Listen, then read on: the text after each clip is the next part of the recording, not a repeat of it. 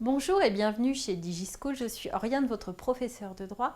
Je vous propose aujourd'hui de nous intéresser aux caractéristiques des droits patrimoniaux et des droits extra-patrimoniaux.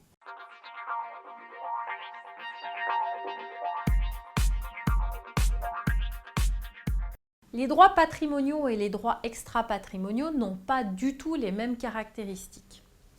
Alors en ce qui concerne les droits extra-patrimoniaux, ils sont inaliénables, intransmissibles, imprescriptibles et insaisissables.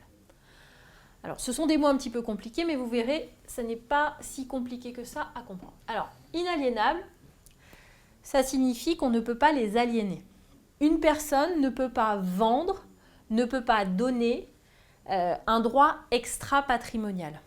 L'exemple le plus important, c'est celui du corps humain.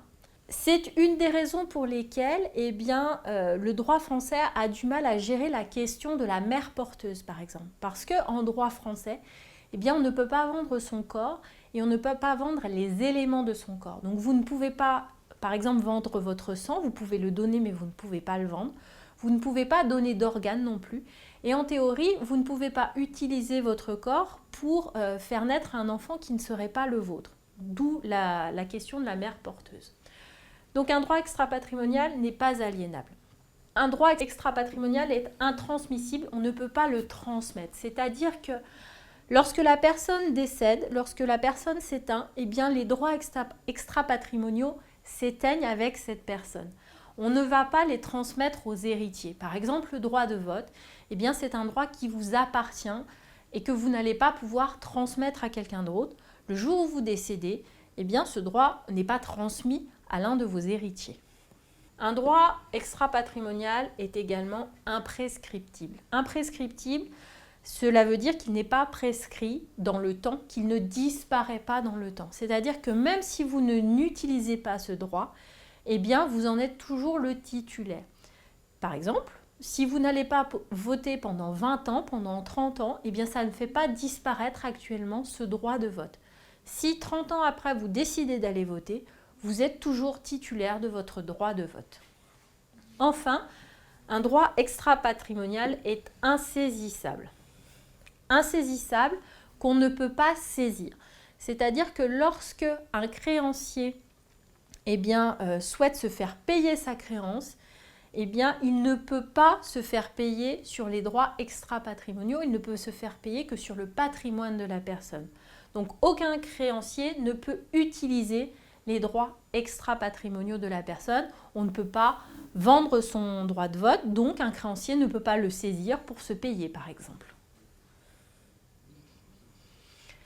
Les caractéristiques des droits patrimoniaux sont en totale opposition avec les caractéristiques des droits extra-patrimoniaux. Les droits patrimoniaux sont transmissibles, cessibles, saisissables et prescriptibles.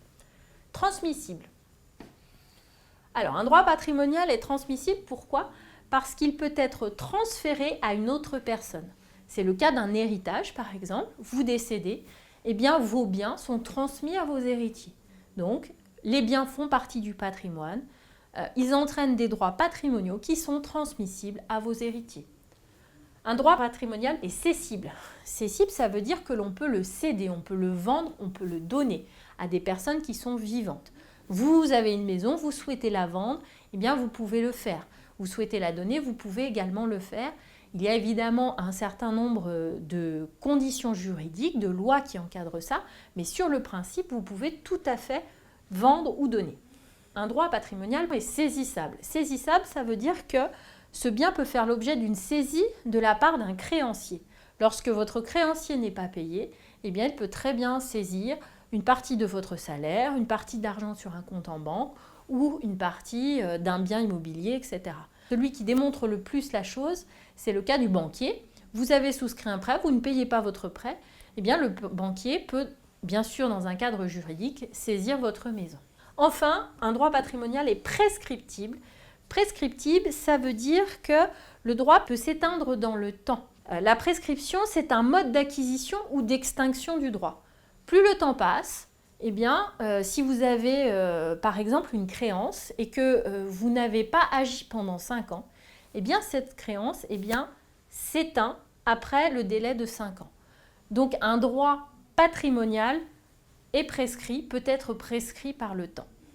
J'espère que cette distinction entre droits patrimoniaux et droits extra-patrimoniaux vous aura été utile. Je vous invite à consulter nos autres documents ainsi que nos autres vidéos sur notre site internet et je vous dis à bientôt sur DigiSchool.